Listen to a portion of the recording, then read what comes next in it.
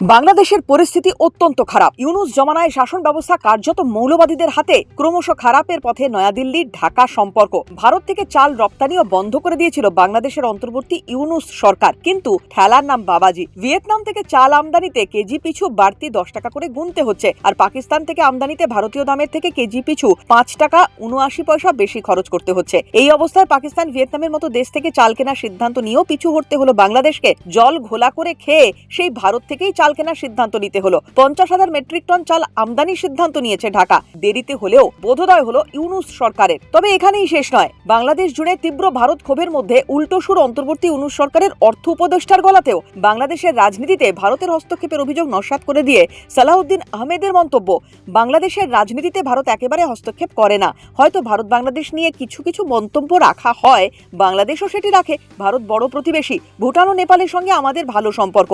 পাকিস্তান ধীরে ধীরে সম্পর্ক তৈরি করছে। আমরা শুধু বাংলাদেশ নিয়ে তো থাকতে পারবো না। অর্থনীতি থেকে স্বাস্থ্য সব ব্যাপারেই ভারতকে সবচেয়ে বেশি পাই আমরা। কেন হঠাৎ এই ভুল বদল? মুখে প্রতিশ্রুতি দিয়েও মাথার উপর থেকে পাকিস্তান, আমেরিকার হাত তুলে নেওয়াই কি দায়ী?